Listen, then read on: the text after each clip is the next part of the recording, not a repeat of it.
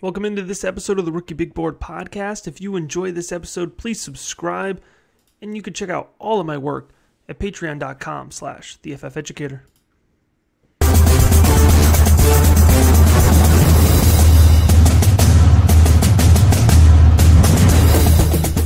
This is episode 6 of the Rookie Big Board podcast. I'm your host, Matt Hicks, the FF Educator, Director of Fantasy Football for the NFL Draft Bible. Today's podcast, we're going to be building a big board of the top 10 inside wide receivers in the 2021 NFL Draft. The purpose of this episode is to help shed insight on the value of evaluating wide receivers in different contexts. Oftentimes we imagine that wide receivers are one player and that every NFL team needs one player and there's only one way to win at the wide receiver position.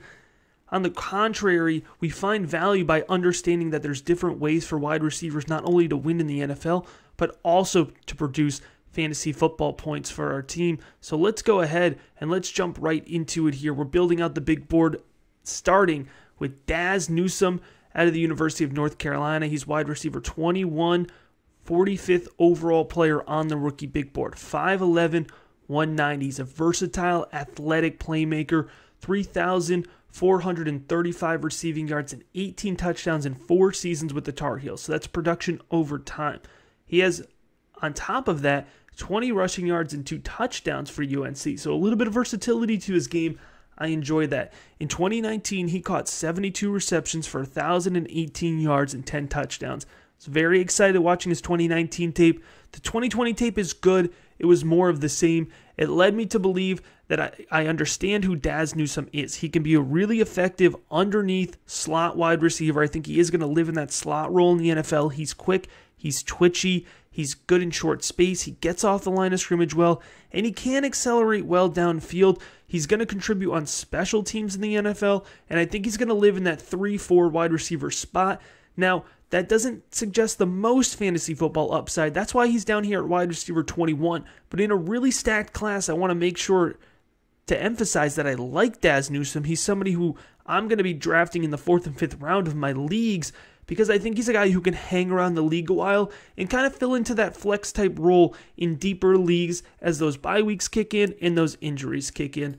Moving on here to number 9 on the rookie big board for this episode, it's Cade Johnson. He's wide receiver 20 for me, 44th overall, 5'10", 175. So he's got a smaller frame, there's no denying that. Now he was highly productive playing for the South Dakota Jacks in the FCS, but he's a quickly rising prospect. 1,332 yards, 17 touchdowns in 2018. 19.9 yards per reception. We love to see that field stretching ability. He did actually play primarily on the outside for South Dakota.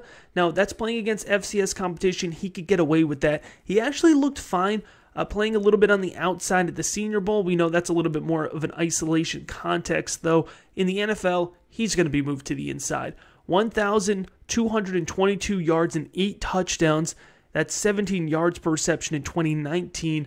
Now, there was no 2020 season for FCS football and Cade Johnson in the fall. He's not playing in the spring. You can actually flip that on now, though. FCS football is happening, which is really fun, but Cade Johnson's not a part of it. What he will be a part of is an NFL roster. I feel very comfortable and confident saying that. Now, I broke him down in depth in my top non-Power 5 players episode, so I won't break him down in depth here, but what I will say is that I like his athleticism, I like his downfield acceleration, he speeds up quick, he's got sharp footwork, and he stood out at the Senior Bowl. He proved that he belongs in the NFL conversation. I think he's going to be an early day 3 guy, and I think NFL teams are going to be really excited not only about what he brings to the table now, but what he can bring to the table with a couple years of development at the next level. Amari Rodgers is somebody who you're not going to have to wait to develop. He's a well-developed player. He's number 8 here on our big board. He's wide receiver 17, and he's 38 overall for me right now. 5'10", 210. So he definitely has more weight to him. He's got a little bit sturdier of a frame. He's a reliable underneath threat. He led Clemson receiving in 2020, and I actually called that preseason. It wasn't an expectation that a lot of folks had. They had Joe Ngata, Frank Ladson, E.J. Williams kind of projecting over him, pretty much skipping over Amari Rodgers. But Clemson is a program that respects guys that hang around and kind of earn their playing their playing time and volume over the course of their collegiate career. That's exactly what Amari Rodgers did. He fought through an injury in his junior season, and he came back in 2020, and he led the team in receptions at 77. He led the team in receiving yards at 1,020, and he tied for leading the team in receiving touchdowns at 7. He's got consistent hands. He tracks the ball well. He's not the fastest. He's not the most fluid, but he's fast enough. He's fluid enough to compete at the next level. He's got a diverse route tree. I think he's going to live in that bottom part of the route tree, though, and I think he's going to do very well there. It's interesting. Trevor Lawrence has a tendency to rely on those big-bodied wide receivers, put them along the boundary, throw the ball deep to him, let him go up and get it. But Amari Rodgers earned the respect of Trevor Lawrence and Dabo Swinney, and he demanded that volume with his play style, and I think he's going to hit the NFL level. I think he's going to do that same thing. So I think he's going to have decent volume, but when you look at slot guys, and I think he has some versatility, but I think he'll live in the slot because he has really good hands underneath. You have to worry about the touchdown upside for fantasy football purposes.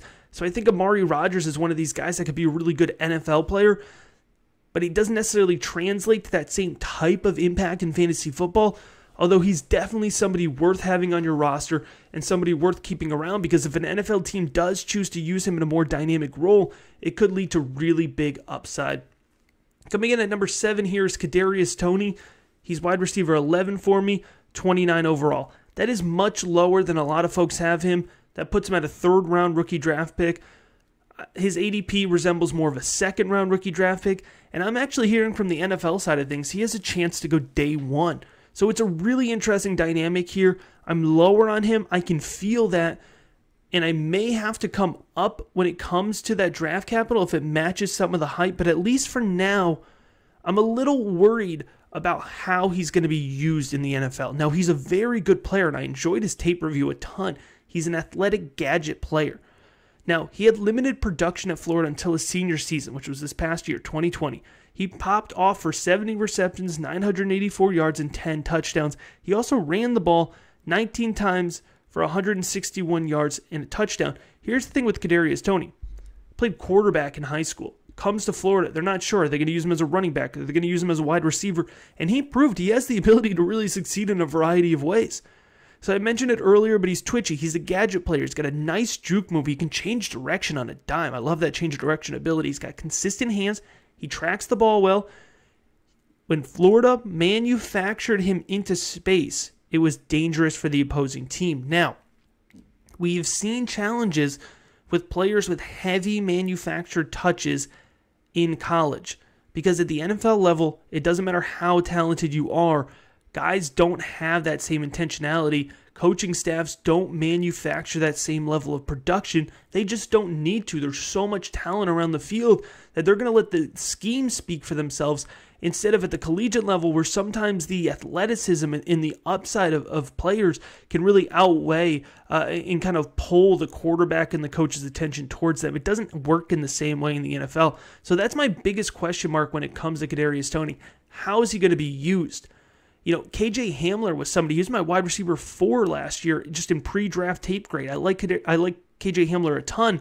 When he went to Denver, I saw the way he was going to be used. He was going to live in the slot, and he fell down my draft board. He fell down in rookie ADP. I don't know if Kadarius Toney is going to have that same fate, but I can't sit here and tell you I'm not worried about that, and I'm not nervous about that. But the film review itself is really exciting for Kadarius Toney, so I'm definitely interested, and at the right price, I'll be buying. That price just seems to be a little bit too high at the moment. Dwayne Eskridge is somebody who is at the right price for me right now. He's coming in at number 6 here on this rookie big board of the top 2021 inside wide receivers. Now, Dwayne Eskridge, he's wide receiver 10 for me right now on the rookie big board. He's 24th overall on the big board. And again, if you want to see the whole rookie big board, I'm up to 80-something rookie evaluations completed, as well as the Devy big board, the Dynasty big board. You can get all of that, $3 a month, patreon.com/theFFeducator. I'm not sure there's a better value out there, so go ahead and check it out.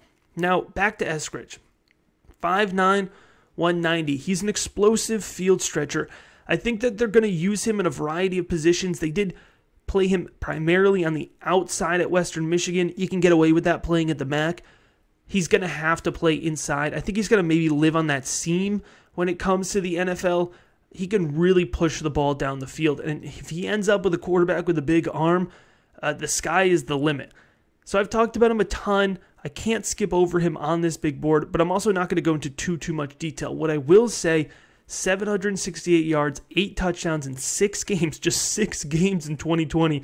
He gets 768 yards and 8 touchdowns. Now that's a 23.3 yards per reception average. He speeds up quick, great downfield acceleration. He gets off the release very nicely with his first step. Everyone talks about his explosive ability, and he does have good explosive ability, but my favorite thing about Dwayne Eskridge is how he wins off that first step. Now, does that match up? Does that translate over to NFL DBs? Time will tell, but he looked really good and really consistent was the key. He consistently won with that first step at Western Michigan, and it gets me really excited to see how Dwayne Eskridge is used at the next level. Next guy here on the big board coming in at number 5 is Elijah Moore, wide receiver 9, 19 overall for me. Elijah Moore is somebody who's really difficult to put a value on. I think there's folks listening to this right now that are saying, Elijah Moore 5, way too high.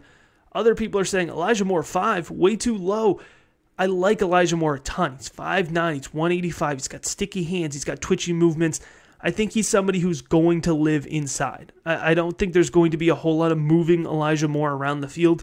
86 receptions for 1,193 yards and 8 touchdowns in 2020 for Ole Miss. 2,441 yards and 21 career touchdowns on 189 receptions. Now, keep in mind when it comes to considering Elijah Moore within the Ole Miss offense, they've been at a quarterback carousel the past couple seasons trying to find the right guy.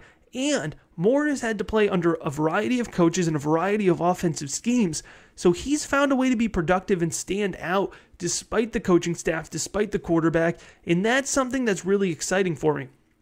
One of the things I loved about CeeDee Lamb coming out of last year's class, one of the many reasons he was my wide receiver 1 is that CeeDee Lamb was able to produce and be successful with 3 different quarterbacks throwing him the ball. That's something that I appreciate about the wide receiver position. It's not just the chemistry for one guy. It's not just that you've earned the respect of one quarterback. It didn't matter the scheme. It didn't matter what Elijah Moore was asked to do or who was throwing him the ball. He earned that volume, and when he had the ball in his hands, he was explosive and he was dynamic. So there's a ton to like about him. Consistent hands. It doesn't matter if the ball is on target or off target. Elijah Moore is going to bring in that ball. He's got fluid body movement. He's got good vertical ability. He speeds up quick. He gets off the line of scrimmage well. He beats defenders to the edge. You put him in space, and he has a chance to do something special. So he's kind of in this in-between situation. If I can get him at the right price, I'm going to soak up Elijah Moore. There's the truthers in your league that are going to push him higher in ADP, so it's going to be all about knowing your league mates when it comes to snagging the right value on Elijah Moore. Now, as much as folks are hyping up Elijah Moore, they're not hyping up this next guy. And coming in at 4 on the rookie big board for this episode, Amon-Ra St. Brown. He's my wide receiver 8. He's my 18 overall. He's just kind of outside this hype zone. There's definitely some folks that are tuned in on Amon-Ra St. Brown for good reason. But not everybody is. 6'1", 195. Now, you can already tell by that he's got a bigger frame than a lot of these guys that we've talked about. And I think he's going to play all over the field. He's not going to live strictly in the slot. He's going to be kind of moved all over, especially depending on the offense that he lands in. But he's athletic. He's dangerous. He was a high school All-American. He was at the opening finals. He's the brother of Equanimous St. Brown, the Green Bay Packers wide receiver. And I do expect his NFL career to be a little bit more successful when it comes to fantasy football purposes, at least. I'm definitely a lot more excited about him than I was his brother coming out. And I got to be honest, I was interested in his brother coming out, but I think Amon-Ra St. Brown is definitely looking at a better projection. So he's had 60 receptions. He hits the field as a true freshman for the Trojans, and he brings in 60 receptions. Now, if you're not as familiar with Pac-12 football, you get a lot of hype about the Alabama wide receiver room, you get a lot of hype about the Ohio State wide receiver room, the LSU wide receiver room, and those wide receiver rooms are all really good. But so is USC's. And so for Amon-Ra St. Brown to step on the field right away and beat out some really talented guys and get 60 receptions as a true freshman, that's really impressive for me. That really stands out when I'm looking at his overall profile. Now, he gets 77 receptions for 1,042 yards in 2019. So that's a more demonstrated workload over time. And then in a shortened season, just 6 games in 2020, he finds the end zone 7 times. So Amon-Ra St. Brown, he shows he can win in a lot of different ways. So in total, 178 receptions for 2,270 yards and 16 touchdowns in, we'll call it 2.5 seasons, given that COVID shortened. So he's a fluid athlete. He's got loose hips. He sells his routes really well with his footwork and his body movements. He's physically overwhelming to Pac-12 defensive backs. I'm describing a mismatch. You can use him in a lot of different ways, and that's what the NFL is looking for right now. He has good vertical ability. He's dangerous in space. When he's got the ball in his hands, he has the chance to break off a play every single time because he's got really good body control and he's got really good field vision. That's not something we always find from the wide receiver, but he definitely has good field vision, and it excites me a ton. Not as much as number 3 on the big board excites me, though, and that's Tylan Wallace. He's wide receiver 6, 13 overall for me. Every time I watch Tylan Wallace, I get more and more excited. He's 6'0", he's 190. He is a physical playmaker. Now, he did play on the outside at Oklahoma State. I think the size is going to force him to move inside at the NFL level. But if we're talking about a mismatch threat, Tylan Wallace is going to have the ability to keep defenses guessing. So he ends up with 205 receptions for 3,434 yards and 26 touchdowns in 4 seasons with the Pokes. His initial breakout was in his first full season of action in 2018, 1,491 yards and 12 touchdowns. That was 17.3 yards per reception, and he was on pace to hit that just about again in 2019. He was at 53 receptions for 903 yards and 8 touchdowns in 9 games before he has that season-ending knee injury. Now he gets back on the field in 2020. He looks healthy. He picks right back up where he left off. 922 yards, 6 touchdowns. He's got a great release. He accelerates very well downfield. He's got good vertical ability. He moves really well east to west, just as well as he does north to south. Physical route runner. He cuts a mean slant. Y'all know I love my wide receivers that cut a mean slant. He's very aggressive at the catch point. I have no doubt that he's going to be imposing over the center of the field. He's going to go up and get the ball. He does not fear contact. He doesn't fear catching the ball in traffic. He's going to be a reliable option for an NFL quarterback over the middle. When it comes to being a mismatch, he's too quick and too explosive to put the linebacker on him, and I think he's going to be too physically imposing for that defensive back. So I think he's going to have the ability to find a way to win no matter what, lining up on the inside at the next level. I think NFL teams are going to recognize that. I think he's going to go early day 2, and I think he could really make an impact at the next level, and that is going to translate over to fantasy football rosters because I don't think he's going to be somebody who demands a ton of volume, but I think he's somebody who can get a ton of volume, and he can also find the end zone. So there's a whole lot to like when it comes to Tylan Wallace. And of course, coming in at number 2 here on the big board, there's a whole lot to like about Rondale Moore out of Purdue. Wide receiver 5, 12 overall for me. He's the big home run swing.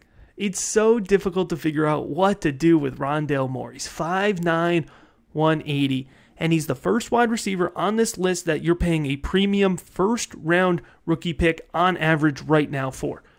He's living in that 110, 109, 111 rookie ADP range, but I think he's going to come off the board in most leagues, especially non-superflex leagues, in that first round.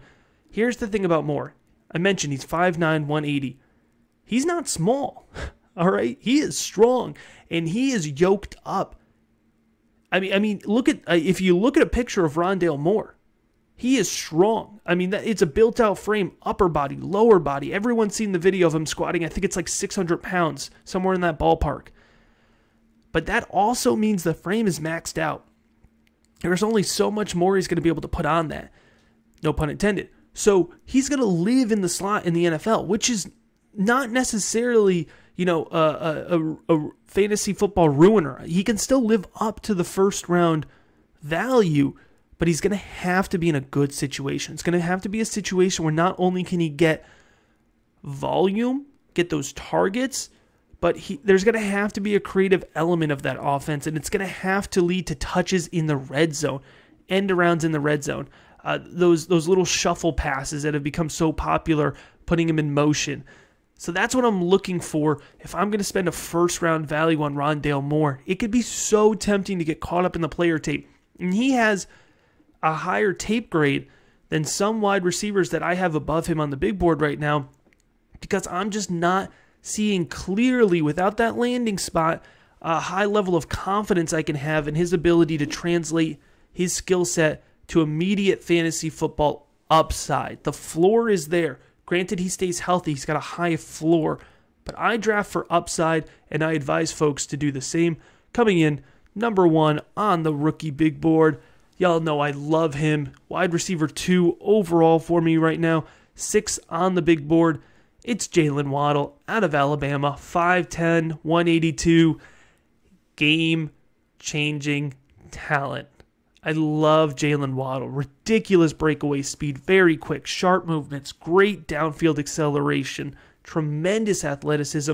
His contested catch ability is absolutely fantastic for his size. He's got very reliable hands, great ball tracking. He has a long, large catch radius that goes well beyond his frame. At times, he looks like he's 6'1", 6'2", going up and getting the ball. He shakes tackles. He breaks players in space. He's also a solid blocker. There's really not any knocks for me in his game. He had 106 receptions for 1,999 yards at Alabama. 17 touchdowns. That was in 34 games. Remember, his 2020 season was ended early because of the ankle injury, but we are expecting him to come back completely healthy from that. And remember, he was splitting the field with Jerry Jeudy, Henry Ruggs, Devonta Smith over the last few seasons. 45 for 848 yards and 7 touchdowns as a true freshman.